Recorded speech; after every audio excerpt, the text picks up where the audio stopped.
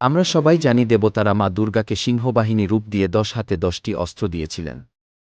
কিন্তু অধিকাংশ মানুষই জানেন না যে, কোন দেবতা দেবীকে ঠিক কী অস্ত্র দিয়েছিলেন এবং সেই অস্ত্রগুলোর আসল অর্থ কী।